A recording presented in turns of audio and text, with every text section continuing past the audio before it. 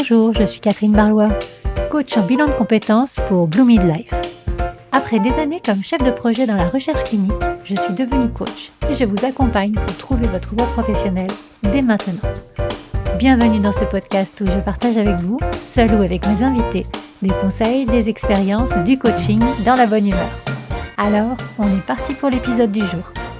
Bonjour à tous et bienvenue dans cet épisode spécial du podcast Blue Mid Voice où je reçois en interview Delphine Simonard. Mais avant de plonger dans l'épisode du jour, j'ai une question pour vous. Est-ce que vous vous sentez encore à votre place dans votre travail ? Si la réponse est pas vraiment, ou si vous avez cette impression de tourner en rond sans trop savoir ce que vous pourriez faire d'autre, si vous rêvez secrètement de tout envoyer balader pour vous sentir alignée, utile et heureuse d'aller bosser le matin, alors j'ai quelque chose pour vous. Je propose des bilans de compétences pas comme les autres et du coaching pro avec structure, profondeur, mais surtout dans la bonne humeur. Résultat, vous vous connaissez mieux, vous reprenez confiance en vous, vous retrouvez du sens et vous construisez un projet pro qui vous ressemble vraiment. Et si vous ne savez pas par où commencer, le plus simple, c'est d'en parler ensemble. Vous trouverez toutes les informations et un lien pour me contacter dans la description de ce podcast. Et maintenant, place à l'épisode du jour. Je vous souhaite une belle écoute. Alors aujourd'hui, j'ai la grande joie de retrouver Delphine, que vous aviez peut-être déjà entendue dans l'épisode 12 de Blue Mid Voice. À l'époque, elle nous racontait sa reconversion et la création de son accompagnement, les 3 switches, pour aider les femmes entrepreneurs à s'affirmer et à poser leur cadre. Alors si vous ne l'avez pas encore écouté, je vous invite à aller y faire un tour avant de poursuivre cet épisode. Mais si vous restez avec nous, vous allez découvrir une autre facette de Delphine, parce qu'aujourd'hui, elle nous parle avec beaucoup de sincérité d'une épreuve de vie qui a profondément transformé son rapport au travail, au temps, à son corps et aux autres. J'ai voulu l'inviter dans le cadre de mon post Octobre, c'est tous les jours. Voilà, donc elle nous partage ce chemin de résilience, de lenteur choisie, de reconnexion à soi et aussi la joie d'avoir retrouvé la création à travers l'écriture d'un livre jeunesse sur la différence.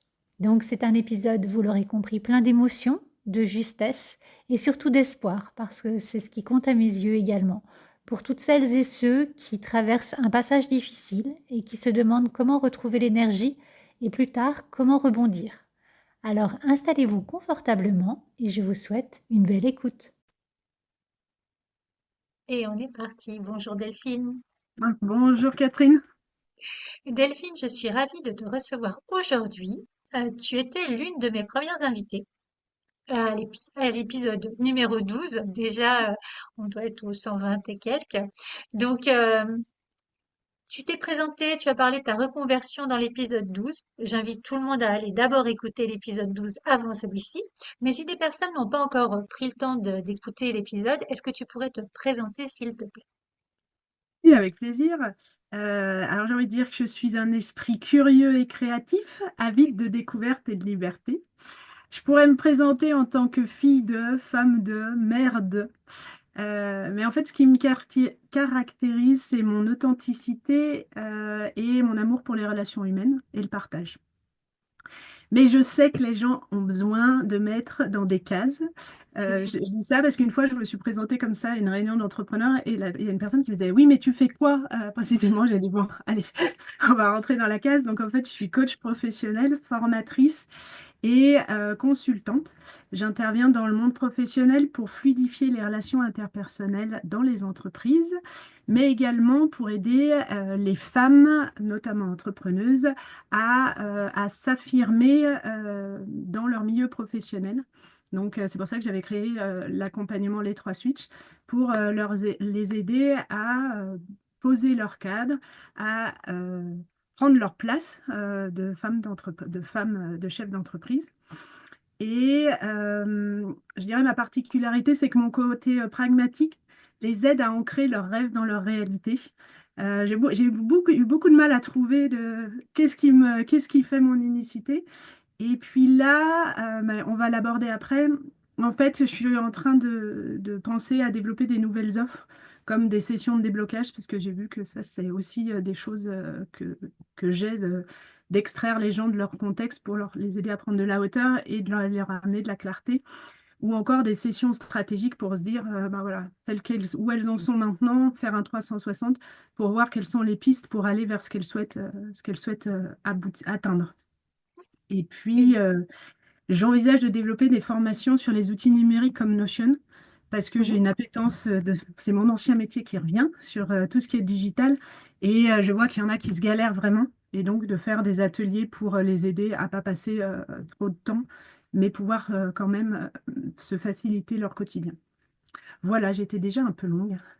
Ah, écoute, moi j'entends que tu as une palette d'outils à proposer à des publics différents, mais tout ça c'est complémentaire. Donc on va en reparler, ça c'est sûr. Euh, Tu es ici aussi parce que tu as traversé une épreuve de vie qui t'a amené à repenser ton rapport à la vie professionnelle, mais pas que. Et puis tu es aussi autrice d'un très joli livre jeunesse sur la différence. Donc c'est pour ça qu'on enregistre cet épisode pour parler de tout ça et amener, c'est un petit peu mon côté optimiste, mais c'est amener de l'espoir auprès des personnes qui nous écouteront. Voilà. Donc, tu as partagé en fait avec beaucoup de sincérité ton parcours de santé sur LinkedIn. Qu'est-ce qui t'a donné envie d'en parler publiquement et surtout à ce moment-là? En fait, ça faisait un moment que je me questionnais. Mai 2004, on me diagnostique un cancer du côlon. Jusque-là, je publiais 2 fois par semaine sur LinkedIn depuis plus d'1 an. Et avec la maladie, du jour au lendemain, j'ai arrêté parce que moi, mes publications étaient orientées parcours professionnel business et Mhm. que là, dans ma réalité, ça faisait plus sens. Je me voyais pas parler de ça alors que là, j'avais un combat qui s'annonçait devant moi. Donc, j'ai complètement coupé. Et puis, je crois que ça m'a fait du bien aussi de prendre du recul par rapport à la plateforme. Mais ça faisait un petit moment que j'avais envie de revenir. Et telle que je suis, moi, je ne me voyais pas revenir comme si de rien n'était, comme si cette année n'avait pas existé, et puis repartir comme en 14, en fait. Ça faisait partie de mon parcours et surtout, ça avait impacté ma vie professionnelle. Donc, pour moi, c'était une évidence qu'il fallait que j'en parle. Mais ce qui me faisait hésiter, c'est que c'est un réseau professionnel, qu'aujourd'hui, je ne sais pas encore exactement comment je vais rebondir professionnellement. Et j'avais la crainte de me dire, est-ce que je me tire une balle dans le pied en parlant publiquement de la maladie? Est-ce que je vais devenir encore moins embauchable que je ne suis étant une femme de 48 ans? Parce que dans le monde professionnel, on est vite catalogué comme senior ou voilà, moins embauchable. Et en fait, ça a été plus fort que moi. J'en ai parlé autour de moi. Il y en a qui me disaient, bah non, faut pas en parler. D'autres qui me disaient, oui. Et en fait, j'ai compris que c'était mon choix. Et je l'ai fait et je regrette pas parce que le cancer, ça touche de plus en plus de gens et notamment de plus en plus de personnes jeunes qui vont avoir besoin de repartir dans l'emploi. Et donc, j'avais envie de partager sur qu'est-ce qu'avait été mon quotidien, qu'est-ce que ça m'avait apporté et comment on peut repartir derrière, en fait, dessus. Et donc, c'est pour ça que je l'ai fait. Je regrette pas de l'avoir fait. Et après, je voulais le faire, mais sans que ce soit misérabiliste. Enfin, mon but, c'était vraiment pas qu'on me plaigne, qu'on dise, oh la pauvre Delphine. C'était plus de, justement, d'amener un éclairage sur des gens qui connaissent pas de ce que pouvait être le quotidien de quelqu'un atteint d'un cancer. Et puis, les apprentissages, parce que ça, c'est mon truc. Dans toute expérience qu'on vit, on peut en apprendre quelque chose, quoi. Oui. Et ce que tu dis, en fait, par rapport à l'envie, moi, je me dis, s'il y a l'envie, s'il y a l'énergie, donc c'est un petit peu la vie qui a envie bah, de se manifester et tu l'as suivi. Mm. Ouais, ouais, ouais. Et puis, tu m'as dit pourquoi à ce moment-là, ben, c'était aussi le moment où on va sortir, enfin voilà, on allait sortir en auto-édition notre livre. Mhm. Et du coup, il fallait aussi que je redevienne visible parce que c'est comme ça. Et donc, je trouvais que ça faisait une bonne entrée en matière de dire, voilà, je reviens, pas encore professionnellement, mais je reviens avec d'autres projets et d'autres choses. Et je crois que ça m'a libérée aussi de quelque chose, c'est-à-dire qu'aujourd'hui, j'aurais plus peur, enfin, j'ai jamais eu bien peur, mais de parler vraiment avec authenticité de ce que je souhaite, même sur ce réseau professionnel, quoi. Oui, oui. Parfois, en fait, on se met soi-même nos propres barrières et c'est bien, voilà, tu les as explosées. Donc, et, et par rapport, en fait, à ton parcours, on dit souvent qu'en fait, la maladie ralentit la vie. Toi, tu viens de parler d'apprentissage. Qu'est-ce qu'elle t'a appris sur le rythme, les priorités, sur le fait d'être dans le faire, puisqu'on est entrepreneur, donc on est très très souvent dans le faire. C'est comment maintenant pour toi? Je sais pas si j'ai complètement enlevé le fer quand même, je me rends compte. Non, ce que ça m'a appris, c'est que les médecins disent, quand on est en traitement, faites-vous plaisir, il faut que vous continuiez à mener votre vie comme avant, voilà.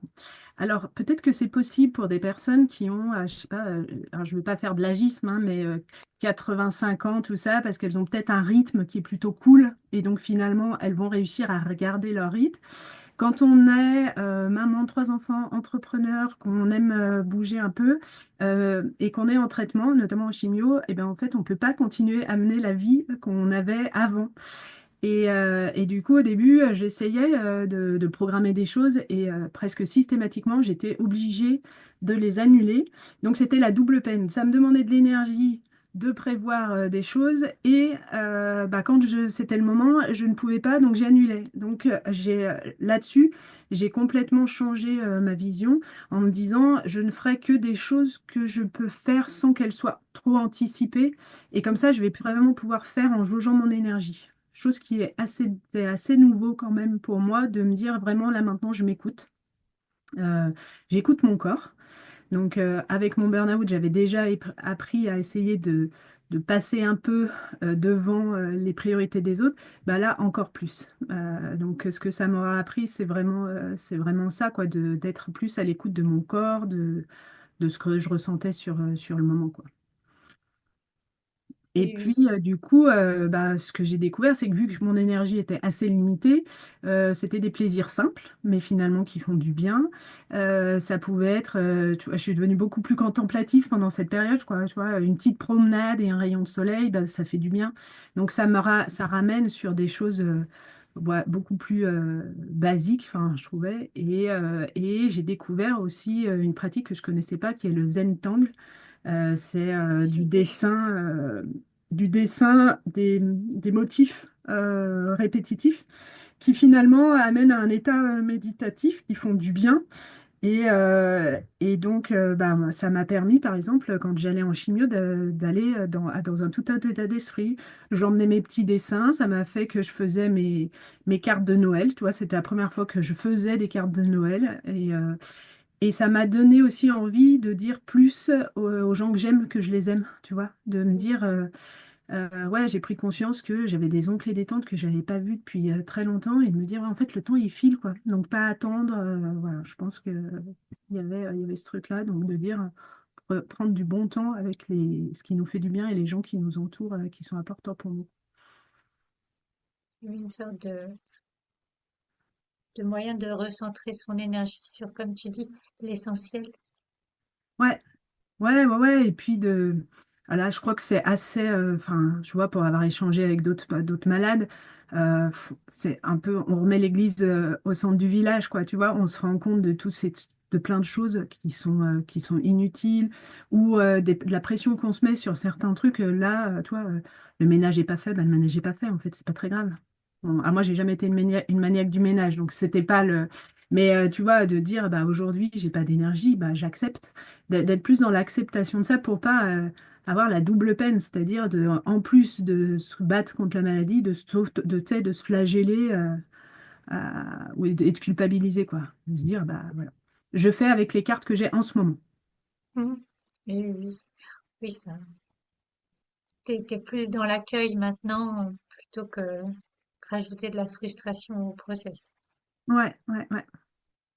Et Et, puis tu- de se dire, en fait, là, face à ce qui arrive, de se dire que le plus important, c'est moi, en fait. Enfin, tu vois, j'ai su aussi mettre des gens à distance, par exemple, parce que, en fait, là, ce qui était important, c'était que mes ressources, je les ai pour combattre, tu vois, la maladie. Et ça, pour moi, c'était assez nouveau. Et bah, ça m'a permis d'aller aussi travailler, tu vois, en introspection. Alors après, on réagit tous de manière différente, mais moi, je sais que dans cette période-là, je me suis plutôt remis dans ma bulle, Oui. pas parce que j'étais en dépression, mais parce qu'en fait, c'était un moment important pour moi finalement tu vois, comme si une nouvelle mue, enfin une mue pour mieux renaître après derrière, quoi. Oui, oui. Et dans ces cas-là, en fait, euh, tu as été accompagné par des thérapeutes. Parfois, il y a des sophrologues à l'hôpital. Parfois, c'était comment dans ton accompagnement?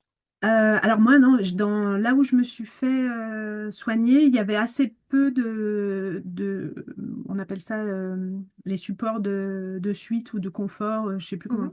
Il y en avait pas. Par contre, moi, par avant, j'avais sur YouTube, j'avais identifié des personnes qui faisaient de l'hypnose ou de la méditation. Et du coup, je le faisais toute seule. Et D'accord. moi, c'est plutôt après les traitements que je me suis rapprochée d'associations qui avec des pratiques pour m'aider parce qu'il y a eu un grand vide en fait à la Mhm. fin des traitements. Que je m'y aurais pas, je m'y serais pas attendue en fait.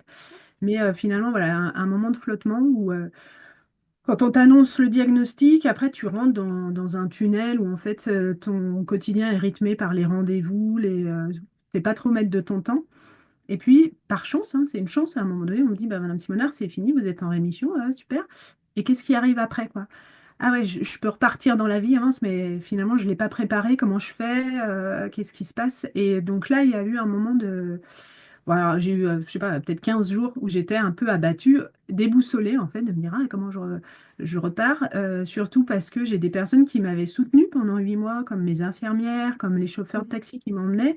Et du jour au lendemain, bah, ces personnes, j'allais plus les voir et je pouvais même pas forcément, enfin, leur rendre, tu vois, tout ce qui, au moins leur dire, enfin, je leur ai dit au moins, tu vois, ce qui m'avait permis et donc, bah, c'est de me dire, ah ok, donc comment je rebondis en fait. Et c'est pareil pour en avoir discuté avec plein de personnes, ben, on a un peu tous ce retour de bâton, quoi, de se dire, mais je peux refaire des projets, je peux.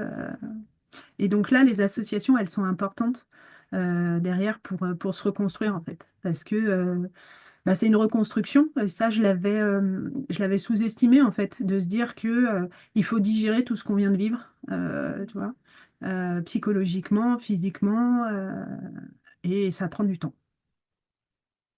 Oui, oui. Toujours ce rapport au temps qui peut être changé par cette parenthèse que la vie t'a un petit peu imposée. J'avais lu que tu avais écrit que ton corps, en fait, t'avait offert une pause, hein, une sorte de Mhm. cadeau mal emballé.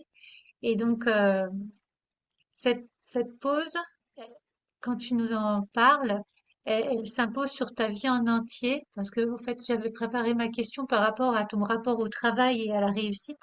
Mais là, ce que j'entends, c'est que ça englobe tout. Mhm.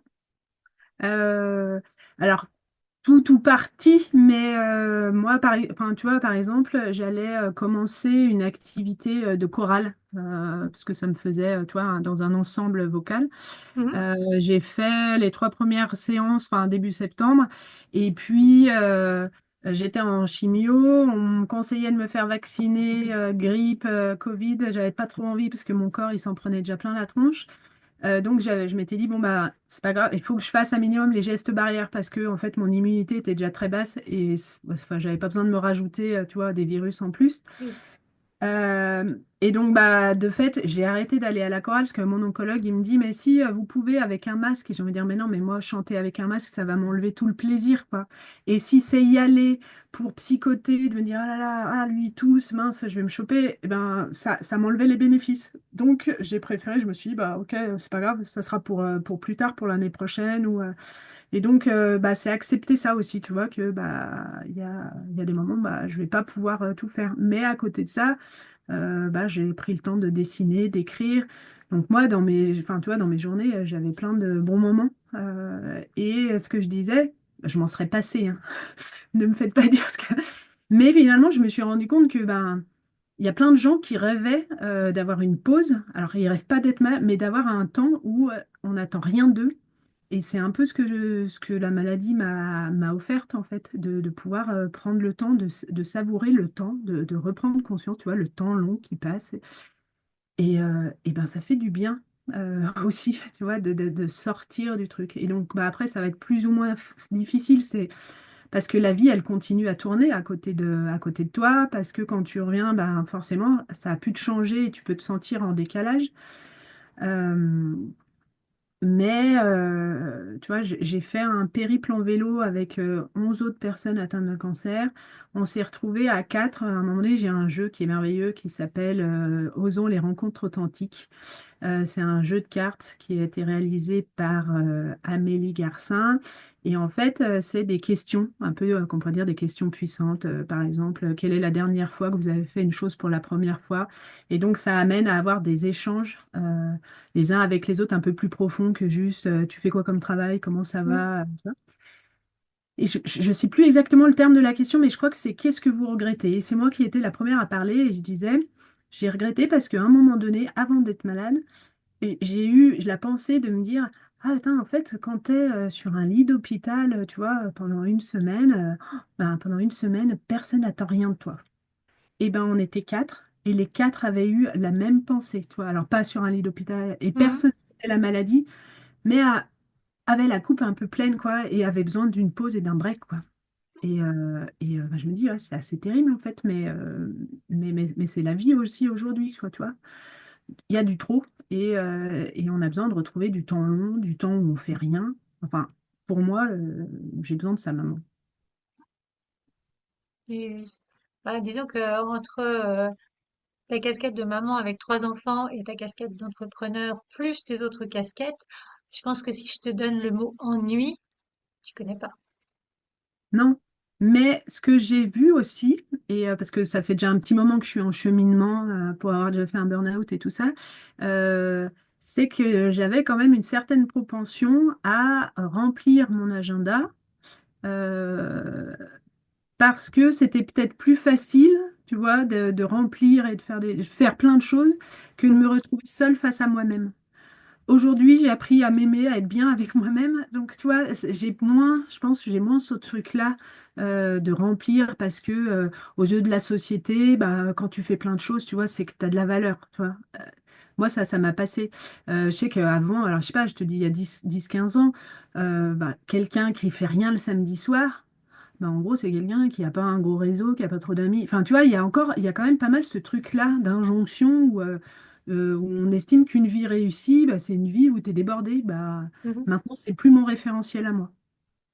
Et ceux qui le choisissent et que c'est leur envie, c'est très bien. Ceux qui le subissent, j'ai envie de dire, bah, en fait, vous pouvez vous extraire de ça, en fait. Il y a d'autres voies, quoi.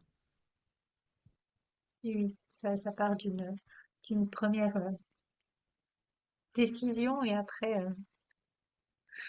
on peut changer, hein. Mm. Mm. Alors après, c'est ce que je dis toujours, hein.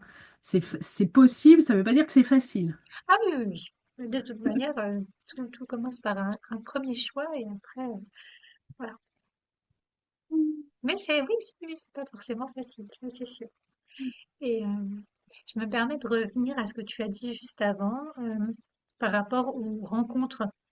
Tu parlais des infirmières, tu parlais des chauffeurs, il y a tes proches. Euh, Qu'est-ce que cette expérience en fait t'a appris sur le lien humain ou t'as pas forcément appris mais renforcé sur la façon aussi, on en parlait en off, la, la façon d'aider au mieux quelqu'un qui traverse cette épreuve. Eh ben, en fait, alors aussi grâce au jeu d'Amélie Garcin, hein, c'est marrant parce que je l'ai eu, tu vois, je l'ai reçu j'ai reçu au moment de la maladie et quand je l'ai reçu, elle avait mis un petit mot en disant ce qui serait le plus dommage, c'est qu'il reste dans un placard. Et cette phrase, je me suis dit, ouais, c'est vrai, allez, je le mets dans mon sac et à chaque fois que j'en aurai l'occasion, je l'utiliserai. Et moi, le sentiment que j'ai avec la maladie, eh ben déjà, c'est d'avoir rencontré, tu vois, même le personnel soignant, de la bienveillance qu'ils avaient, tu vois, toujours le sourire. Euh, Mes chauffeurs taxi, mais en fait, toute la journée, ils transportent des personnes. Enfin, moi, ceux que j'avais, ils faisaient essentiellement du transport de personnes en parcours de soins. Et ils sont là avec leur sourire à nous écouter, ils nous renvoient que, pareil, du positif. Et alors, mes infirmières, n'en parlons pas. Et en fait, ce que ça m'a fait dire, c'est qu'aussi, c'est des gens, ils n'ont pas d'affect avec nous. Par rapport à nos familles ou à nos Oui. familles, on sait que selon ce qu'on va dire, ça peut les impacter aussi, tu vois. Alors peut-être que des fois, on va plus être dans la retenue et que le reste des, tu vois, les chauffeurs taxi, le personnel soignant, eh ben, on peut vraiment dire ce qu'on a besoin de dire, on peut se montrer, tu vois, faible, et c'est pas grave. Et j'ai trouvé qu'ils étaient d'une humanité, tous. Et c'est ça que depuis, je vis aussi à travers les associations qui nous donnent l'occasion des fois d'avoir des journées de rencontre. J'ai fait de l'équithérapie. Eh ben, je vis que des moments de pure humanité. Et qu'est-ce que ça veut dire? Ça veut dire qu'on est juste là, tel qu'on est, sans masques sociaux, et juste à se parler de cœur à cœur et dans la rencontre. Et ça fait du bien. Et là aussi, je pense que bah, on en a tous énormément besoin, notamment par les temps qui courent, quoi. Et de pouvoir recréer des moments comme ça où tu viens avec tes forces et tes faiblesses, et personne va être là pour te juger. On est juste là pour passer un moment ensemble, quoi. Pas de compétition, pas de paraître, juste. Oui,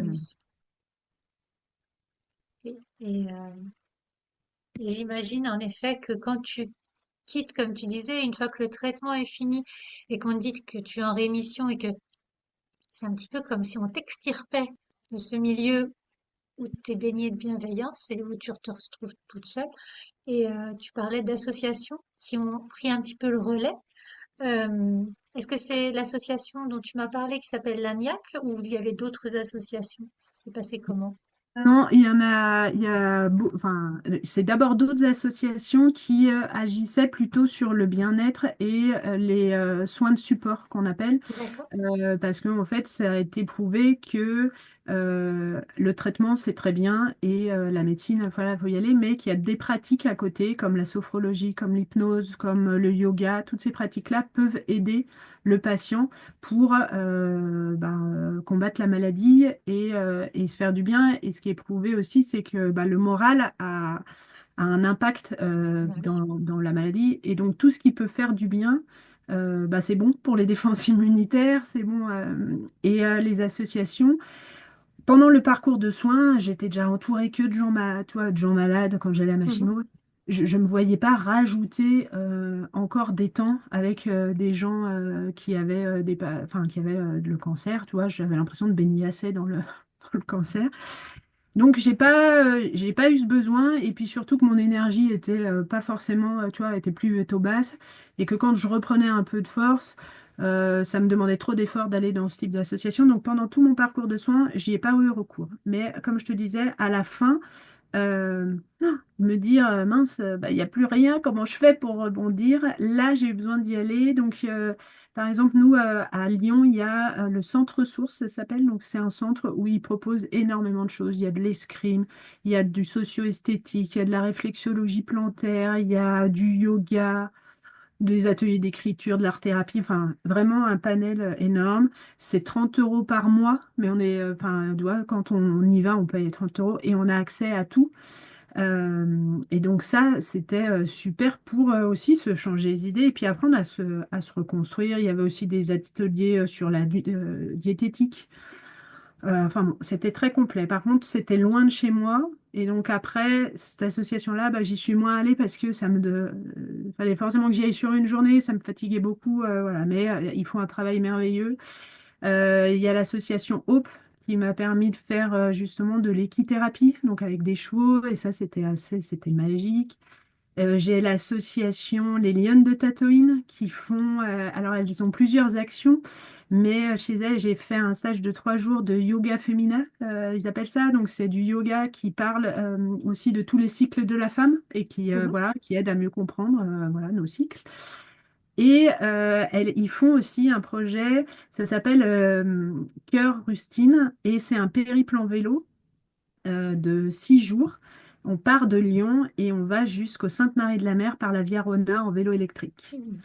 D'accord. Moi, je savais qu'un des gros enjeux après la maladie, c'était de me remettre en mouvement, parce que ça, j'en ai vraiment pris conscience que j'étais beaucoup trop sédentaire de par mon activité et que je faisais pas à côté assez d'activité physique. Donc, mon challenge, c'était de me remettre en mouvement.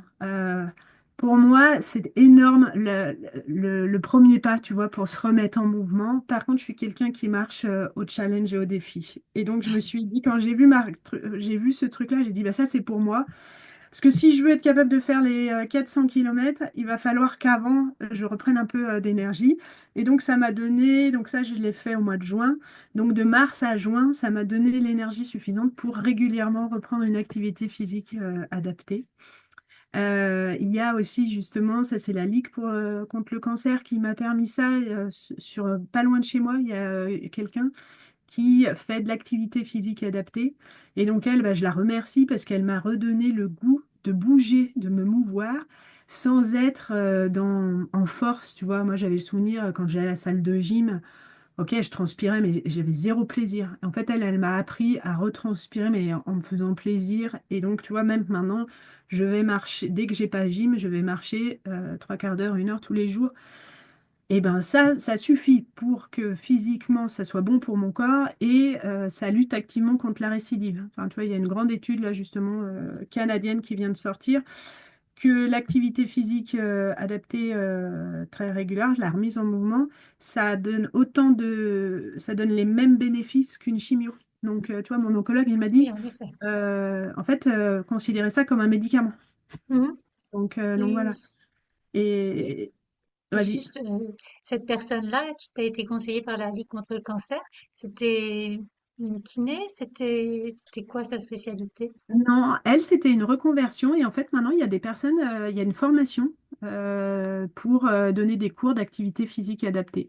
Et en fait, D'accord. ce qui est génial, c'est que elle te fait bouger. Donc, tu vas faire du cardio, du renforcement musculaire, de l'endurance, mais en respectant ton corps et être à Ok. l'écoute de ton corps. Donc, tu vois, on va aller rechercher un essoufflement mais elle nous apprend aussi à être dans le ressenti, à écouter, à se dire, et tu vois, et le but, c'est pas d'aller se mettre dans le rouge, c'est d'avoir un essoufflement, de transpirer, et ça, moi, c'était assez nouveau pour moi, tu vois, parce que vu que j'ai un peu l'esprit challengeuse, j'allais dire, bah non, mais si je transpire pas, donc ça a été tout un réapprentissage, je suis pas sûre que ça se dit ce mot, enfin bon, ça m'a permis de C'est bien.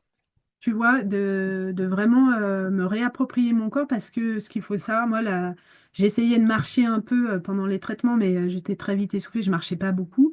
Donc Mhm. j'avais perdu pas énormément de muscles.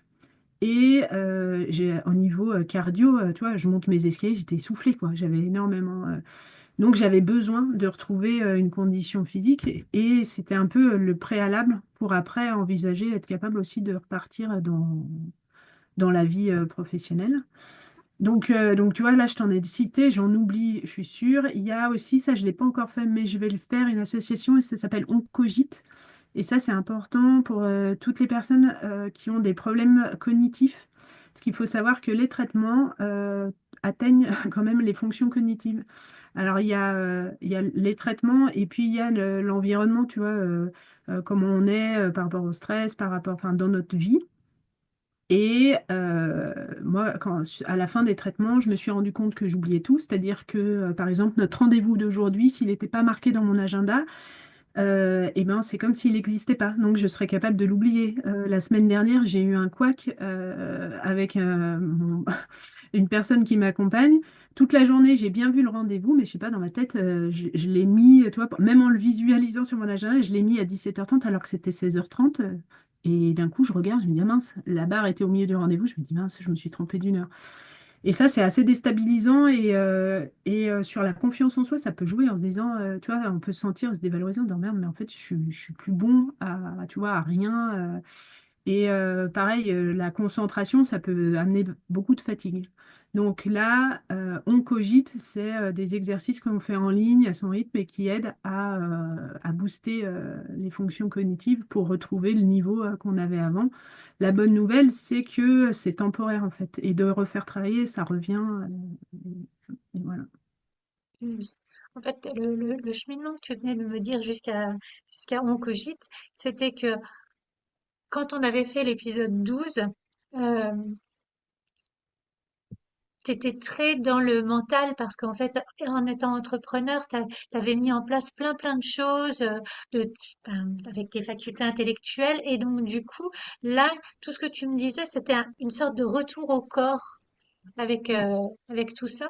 Et ben, comme tu dis, c'est temporaire, mais tu mets en place des choses par rapport aux fonctions cognitives, mais c'est quand même globalement un retour au corps que Mm. que tu as vécu. Ouais, et puis alors pas qu'un peu pour moi, parce que je dois avouer que mon corps, je l'ai rarement apprécié, tu vois, je l'ai plutôt critiqué, et là, ça m'a fait prendre conscience que en fait j'habite un corps et que c'est celui avec lequel j'ai et que maintenant je vais le chérir, tu vois.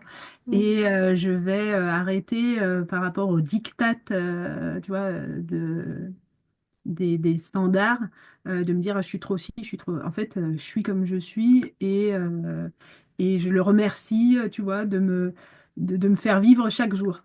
Et donc de réhabiter mon corps différemment et d'essayer d'être beaucoup plus, oui, dans ce que je ressens, dans l'écoute. Et même ça m'aide, tu vois, dans le dire non, savoir dire non.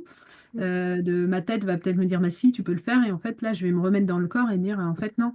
Mon corps, il me dit que bah là, c'est pas possible et je vais l'écouter, tu vois. Donc oui, ça a été un vrai retour au corps par le fait de la maladie, en fait. Mm. Ça m'a montré que je n'étais pas qu'un cerveau, j'ai un corps aussi. Il s'est rappelé à moi, tu vois. Je devais peut-être un peu trop le mettre de côté. Il m'a dit, oh, tu peux pas faire sans moi, quoi. Je sers pas juste à porter ta tête, en fait. Voilà. Donc, euh, donc oui, là, tu nous as parlé en fait de tout le milieu associatif, tout ce qui est mis en place pour accompagner les personnes qui ont été malades et qui se, se remettent à vouloir aller vers la vie active ou vers la vie classique, on va dire. Si je peux utiliser le mot classique, c'est peut-être pas bien trouvé. Mais là, tout au départ, tu nous as parlé de qui tu étais aussi par rapport à la vie professionnelle. Et en off, tu m'avais parlé d'une association qui t'accompagne aussi pour le retour à l'emploi, qui s'appelle l'association Lagnac. Donc, est-ce que tu peux m'en dire plus, enfin nous en dire plus par rapport à cette association-là et à ce qui te semble difficile actuellement pour reprendre en fait cette posture d'entrepreneur que tu avais avant la maladie? Donc l'ANIAC, effectivement, c'est une autre association qui aide au retour à l'emploi des personnes atteintes de cancer.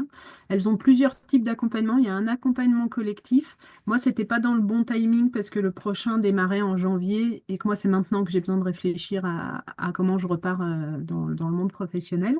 Mais du coup, ils ont de l'accompagnement individuel. Donc moi, j'ai une coach qui m'accompagne et avec laquelle je repense mon projet professionnel. Donc, en fait, foncièrement, au fond de moi, je sais ce que je veux. Je veux rester indépendante. Je me sens à ma place dans ce que j'accompagne. Par contre, il y a deux prérequis qui sont non négociables pour moi maintenant. C'est d'avoir une activité qui est économiquement viable, c'est-à-dire de sortir de la précarité financière. Et alors, quand je dis ça, ça ne veut pas dire tous les mois avoir le même chiffre d'affaires, mais c'est que lissé sur l'année, j'ai un chiffre d'affaires qui me permet de ne pas faire que subvenir à mes besoins, c'est-à-dire d'avoir un toit sur la tête, manger, mais de m'amener à être sereine en fait et de pouvoir voilà, vivre la vie que j'ai envie de mener. Et l'autre, c'est d'avoir du temps pour prendre soin de ma santé. Et c'est ce que je disais, si je repars et que j'arrive à me sortir un SMIC en travaillant 70 heures, autant te dire que c'est un modèle économique qui n'est pas viable pour moi. Et donc, on retravaille vraiment ça avec elle, de voir comment je peux rendre mon modèle économique viable, quelles sont les possibilités. Et moi, on va travailler aussi sur mes croyances et le fait que je me sois lancée, que j'ai jamais réussi à atteindre vraiment, tu vois, un niveau qui me satisfaisait, ancre en moi en me disant, bah, qu'est-ce qui va faire que c'est différent aujourd'hui, tu vois. Donc déjà ça, Mhm. il fallait que je le lève parce que sinon, c'est sûr que je me tire déjà une balle dans le pied et j'y arriverai pas. Et j'avais le truc de entrepreneur ou salarié, quoi, tu vois, il y avait vraiment il y a peut-être, c'est peut-être un chemin entre les deux. Tu vois, comme toi, tu disais, tu avais fait de la sous-traitance en bilan de compétences. Mm. Moi, ça fait un moment que je pense à la formation et que j'ai jamais été au bout du truc. Et peut-être que ça peut être aussi une porte, tu vois, une nouvelle porte qui s'ouvre. Et je me suis rendu compte que j'avais été beaucoup trop focus. Alors, on dit qu'il faut être focus et c'est bien, mais finalement, je me suis peut-être trop enfermée en n'ayant qu'une seule prestation, un accompagnement. Et aujourd'hui, je sens que c'est temps pour moi de réouvrir et puis d'assumer. Vraiment, ce qui me fait vibrer, je me rends compte, c'est les relations humaines en fait. Et comment on rentre en relation les uns avec les autres. Qu'est-ce qui fait par moments c'est facile et puis par d'autres moments ça grince et c'est pas confortable. Et en fait, moi j'ai envie d'arriver à mettre de l'huile quand ça, tu vois, quand ça grince, par certaines clés que j'ai découvertes et qui devraient être enseignées à l'école.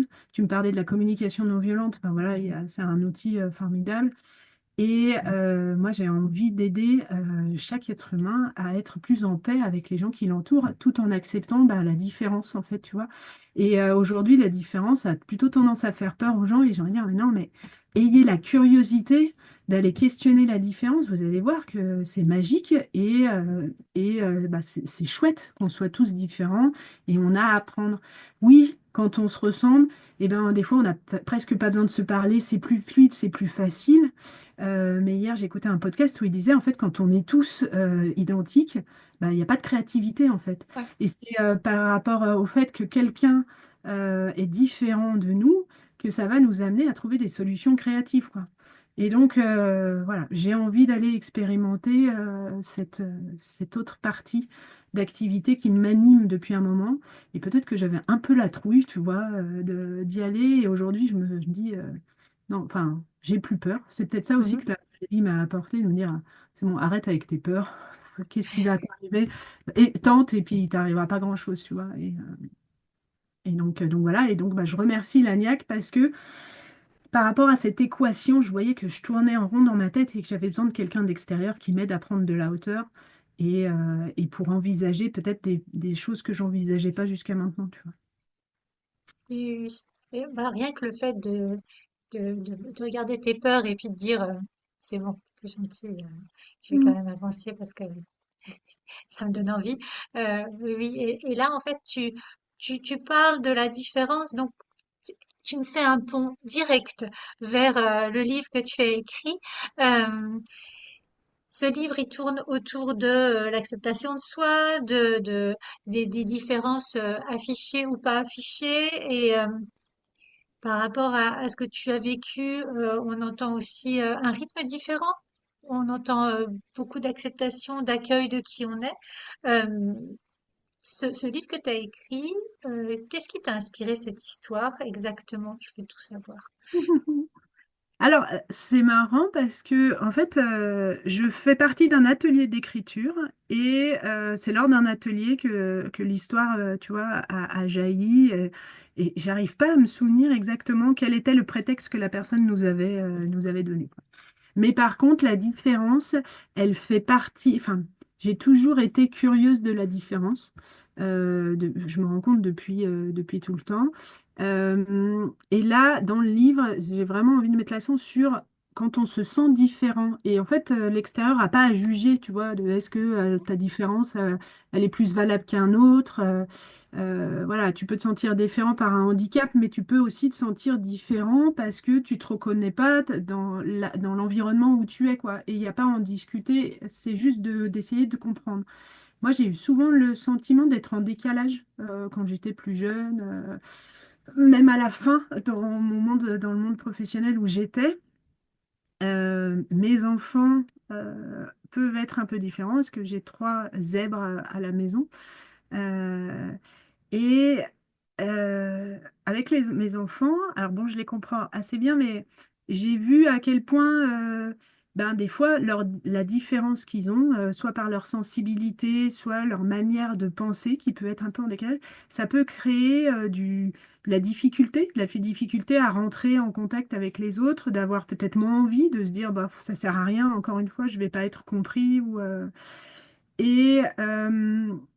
Et moi, je me dis, voilà, plus on va jeunes apprendre aux enfants à accepter leurs différences, à les inviter à pas mettre trop de masques sociaux, plus eh ben, ils seront épanouis, ils seront alignés, en fait, ils seront bien dans leur basket. Et je pense que plus on sera nombreux à être comme ça, plus on pourra faire que le monde aille mieux et on pourra œuvrer pour aller vers du changement, quoi.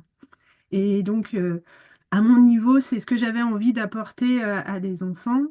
Tu vois, moi j'ai toujours été ouais, assez sensible. J'ai souvenir d'une fois être chez des amis à mes parents et il y avait un enfant trisomique qui était là. On va se balader, il fait un bouquet de fleurs, il l'amène, quand on rentre, il le donne à sa maman et sa mère dit discrètement à la personne chez qui on était, bah, tu le mettras à la poubelle.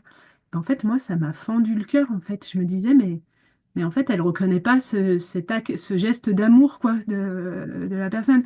Et du coup, je sais pas si c'est ça qui, petit à petit, tu vois, a forgé. Mais je me dis, à chaque fois que j'ai eu la curiosité de parler avec des gens, de comprendre pourquoi ils pensaient différemment de moi, bah, ça a toujours été magique. Et puis, ça vient aussi me questionner, moi, de me dire, en fait, pourquoi je crois ce que je crois? Et de me dire, est-ce que c'est quelque chose que j'ai hérité et que j'ai envie de continuer à croire?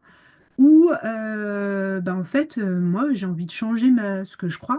Et ça amène une richesse, en fait, ça amène à nous questionner sur nos systèmes de valeurs, sur plein de choses. Et je trouve ça beau et riche. Et tu vois, aussi, pour te donner un truc, c'est qu'on ne parle pas assez, je trouve, de la différence, tu vois. On aurait plutôt tendance à vouloir cacher et d'en parler ouvertement. Moi, j'ai une amie qui a une petite fille qui a une déficience intellectuelle légère. Et elle me disait cet été, elle vit pas en France, mais cet été, elle a été c'est un peu comme un centre aéré, je sais plus comment ça s'appelle dans son pays. En fait, l'animateur était au courant qu'elle avait ces difficultés, mais on n'en a pas parlé aux enfants. Et mon amie me dit, bah, elle n'a pas très bien vécu le truc, c'était compliqué le rapport avec les autres enfants. J'ai envie de dire, bah, évidemment, parce que par rapport à des enfants du même âge, elle est en décalage. Si tu n'expliques pas aux autres enfants que c'est parce qu'elle a une déficience légère, bah, ils la trouvent juste bizarre, ils n'ont pas envie d'aller lui parler. Alors que si on leur explique, eh ben, ils vont peut-être, tu vois, la prendre sous leur aile, l'aider et elle passera un meilleur moment. Et quand j'étais étudiante, j'ai eu la chance de faire un stage dans une classe d'intégration scolaire. Ça s'appelait les CLIS, et donc c'était des Mhm. enfants qui avaient des difficultés. Il y en avait qui étaient trisomiques, il y en avait qui avaient des difficultés physiques, vraiment plein de... Et en fait, donc, il y avait une partie de la journée où ils étaient dans cette classe, protégés, à pouvoir aller à leur rythme, et quand ils étaient capables de suivre un cours d'une autre classe, ils allaient dans ce cours-là, et sinon, au minima, ils étaient à la récré avec les autres enfants. Et ben en fait, tu vois, c'était magique parce qu'en fait, les autres enfants, ils étaient gentils avec eux, ils allaient les aider parce que ils comprenaient, tu vois, la différence. Et moi, je trouvais ça presque mieux que ce qu'on a fait aujourd'hui de dire il faut inclure à tout prix. Pareil, dans l'école de mon fils, il y avait une petite fille qui était trisomique qu'on a mis dans une classe ordinaire. Et l'instit était complètement démunie parce qu'elle elle disait, ah, ça m'embête parce qu'il y a des fois, elle va passer 1 heure dans un atelier de sable, à pas, enfin, je ne vais pas réussir à lui faire autre chose. Et de se dire, mais en fait, on ne peut pas demander à ces enfants-là non plus de tenir 6 heures en classe avec, tu vois, un rythme d'enfant classique. Donc, forcément, il faut y adapter. Et donc, c'est ça, c'est n'ayons pas peur de la différence, allons à la rencontre de la différence. Elle nous apprend plein de choses, quoi. Et on découvre plein de belles personnes, tu vois. J'ai une autre anecdote, c'est dans mon village, nous, on habite à la campagne, donc tu vois, les étrangers, ils n'en ont pas trop vu, voilà. Et il y a une famille tunisienne qui est venue s'installer. Et leurs enfants étaient amis avec mes enfants. Et un coup, avec le papa, on se retrouve dans un jardin d'enfants, là, donc nos deux derniers jouaient ensemble. Et nous, on était sur le banc, et puis on vient à discuter. Et on est venu à parler de nos différences culturelles, hein. Et on a passé un super moment et il m'a fait rire. Il me dit, ah oui, vous, en France, si on veut se voir, il faut regarder nos agendas, prendre, tu vois, est-ce que, voilà, est-ce qu'on est bien disponible, tout ça. Il dit, nous, en Tunisie, tu débarques à n'importe quelle heure, on t'accueille, bienvenue. Et bien, en fait, tu vois, de discuter avec Mhm. lui, je vois bien qu'on a une manière différente d'accueillir les autres. Le fait de le savoir, bah, peut-être que moi, je vais pas en prendre ombrage s'il débarque à n'importe quelle heure chez moi en me disant, bah, il commence à m'énerver, tu vois. Et à l'inverse, bah, lui, il sait que moi, j'ai besoin de peut-être de planifier. Et tu vois, bah, c'est parce qu'on va parler, parce qu'on va voir qu'on est différent, qu'on va être capable de s'accepter tel qu'on est. Tu vois. Donc voilà, c'est tout ça qui me donne envie de parler de la différence parce que je pense qu'on a tellement à apprendre les uns des autres et que ça serait vraiment très chiant un monde où on est tous pareils, quoi. C'est sûr. Uniformité. Mais c'est vrai que ça amène pas mal de réflexions de mon côté. Et je vois comment, ma nièce qui a en maternelle, là, elle a la chance d'avoir une aide. Alors, j'ai vu aide de vie scolaire, mais ça s'appelle plus comme ça, une AESH, un Ouais. acronyme, qui l'accompagne et elle fait des demi-journées. Enfin voilà, c'est vraiment adapté à ce qu'elle vit. Et, et, et son handicap, en fait, a été expliqué aux petits camarades de sa classe. Ce qui fait que, comme tu dis, en fait, il y en a qui l'ont pris sous son aile, sous leur aile, pardon. Et, euh, et donc, oui, oui, mais c'est vrai que s'ouvrir à l'autre, c'est découvrir un autre monde. Je le vois juste avec mon pote d'empathie, hein. Rien que ça. Voilà. On pourrait dire, bah, du tout pareil, pas du tout, en fait. Et c'est un apprentissage, et c'est une découverte, c'est l'accueil, c'est la richesse, en fait. Mm. Et tu vois, quand on prend l'habitude dès le plus jeune âge de côtoyer la différence, de faire avec, et ben ça aide aussi plus tard, tu vois, dans le monde professionnel, pour réussir à mieux exprimer son besoin, à mieux comprendre le besoin de l'autre, à être clair dans nos demandes. Moi, je le vois plein de fois où quand quelqu'un va te dire bah, tu viendras me voir en fin d'après-midi, et la fin d'après-midi pour toi est peut-être pas la même que pour moi, c'est quelle heure, tu vois? Alors que ce serait Mhm, tellement plus simple de dire ben, on se retrouve à 17h30. Et en fait, dans nos quotidiens, il y a plein de fois où on parle de manière imprécise. Et du coup, ça peut créer de la friction, de la tension, mais tension, mhm, de l'incompréhension, de l'agacement, alors que si on était précis dans, tu vois, dans notre manière de demander, si se mettait dans les baskets de l'autre à dire, ah mais attends, d'après ce qu'il m'a dit, si je lui exprime de cette manière, ça va passer au-dessus, il va pas comprendre. Par contre, si je prends le temps de le formuler de cette manière-là, et ben là, je sais que je vais être entendue. Tu vois, mais ça demande du temps, enfin, ça demande d'avoir des outils et d'apprentissage, quoi. mhm. Et Oui, ça fait oui. défaut en entreprise. Mhm. D'où tes envies de formation et de mettre de l'huile dans les rouages. Tout à Ouais, fait. ouais, ouais, c'est pour ça que j'ai envie, là, je sais pas si j'irai au bout, mais tu vois, de faire une conférence action. Donc une conférence où derrière, je mets aussi en action les gens pour qu'ils puissent expérimenter un peu déjà, D'accord. tu vois, Mhm. des choses pour pas que ça soit que descendant. Et ensuite, derrière, de décliner une série d'ateliers pour aller pour faire évoluer les pratiques en entreprise, au sein des équipes, voilà. Et tout ça avec du jeu, parce que moi, je suis une vraie gamine et j'adore jouer et que je trouve que le jeu, c'est un merveilleux vecteur d'apprentissage, de prise de hauteur et de prise de conscience, quoi. Et puis bah, après, derrière, s'il y a besoin d'intervenir en coaching avec mes outils que j'ai, quoi. Oui, oui. Comme on disait, complémentaire.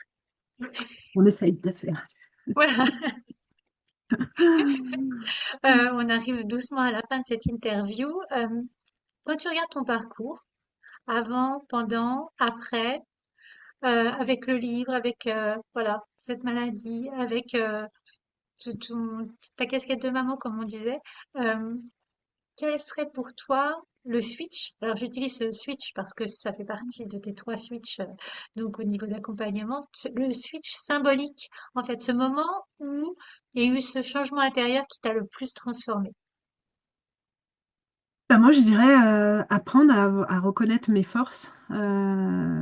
Tu vois, pendant la maladie, il y a tellement de gens qui m'ont dit, ah, mais t'es courageuse. Alors, j'ai dit, bah, je suis pas sûre d'être courageuse, tu vois. Et je me dis, ah, mais Delphine, encore là, tu reconnais pas ton. Tu vois. Et Alors, ce que je disais, je dis, bah, je sais pas si on a vraiment le choix d'être courageux ou pas, quoi. Alors, si, on peut baisser les armes, et puis, donc oui, dans ce sens-là, on peut dire que j'étais courageuse, mais ouais, vu mes forces, d'avoir su transformer, tu vois, l'événement. C'est-à-dire que je me suis dit, bah, j'ai un temps qui n'est pas choisi, euh, mais qui est là, qui s'offre par moi pour ralentir. J'ai des envies. J'ai pas l'énergie pour pouvoir répondre à toutes mes envies, mais il y en a certaines auxquelles je peux, comme l'écriture. Et du coup, tu vois, ça a été l'occasion pour moi bah, de me dire, bah, tu as un rêve d'écrire un roman, donc je ne l'ai pas encore abouti, plutôt un roman pour adultes. Tu as aussi envie de faire un projet avec Mélissa qui est illustratrice, bah, c'est peut-être la chance parce que quand tu es dans ta vie avec tes enfants à courir partout, tu prends pas ce temps-là, bah, aujourd'hui la vie elle t'offre ce temps-là. Et ben prends-le, voilà. Donc je pense que c'est à reconnaître ouais, mes forces aussi et de me dire que finalement j'ai plein de ressources que j'imaginais pas et bah, pour demain, je me dis, voilà, si je veux, enfin, tu vois, si je veux, je sais que finalement, j'arrive. J'aime pas le truc de dire si tu veux, tu peux. La vie, Mm. elle est bien plus complexe que ça, mais si ça me tient à cœur, je sais que finalement, je peux trouver les ressources pour y aller, quoi. Oui, oui. Et, euh, juste pour conclure, en fait, tu sais, en intro, je disais, j'aimerais en fait que notre échange du jour donne de l'espoir à ceux qui nous écoutent. Si tu pouvais glisser un mot d'encouragement à une personne, en fait, qui se reconnaît dans ce que tu vis, dans ce que tu as vécu, ce serait lequel? Alors, ça serait pas qu'un mot, hein, mais, mais tu vois, en deux phrases, je dirais qu'en fait, on, on- tu as beaucoup plus de ressources que tu crois. Tu vois, on les découvre souvent dans la maladie. Et en fait, moi, ce que j'aime dire, c'est que après la nuit, le soleil revient. Tu vois, et c'est de garder ça en soi, quoi. De dire là, je suis dans le tunnel, je vois pas la lumière, mais quand je traverse, tu vois, la traversée du désert, bah, souvent après, on arrive vers un beau soleil et de faire ce qui fait du bien et ce qui ressource. Parce que le moral est super important, quoi, tu vois. Et les gens ils disaient, ah, mais tu souris? J'ai envie de dire, bah oui, je souris. Parce que, ok, je vis une épreuve, mais j'ai aussi quand même plein de bons moments. Et alors, si on m'enlève le droit de sourire, alors là, c'est la fin, quoi. Donc oui, on a le droit de sourire, même si on est malade. Et c'est même le bienvenu, quoi. Écoute, merci beaucoup Delphine. Merci pour tous ces partages, voilà, pour ta confiance aussi d'être venue parler à mon micro. C'est vraiment un beau cadeau que tu fais à tous ceux qui nous écouteront et qui se reconnaîtront. Ben, merci à toi, Catherine, et c'était un vrai plaisir de partager ce moment avec toi. À bientôt. À bientôt. Si cet épisode vous a plu, n'hésitez pas à le liker, à le partager, à mettre 5 étoiles sur votre plateforme d'écoute préférée. Et je vous souhaite une belle semaine.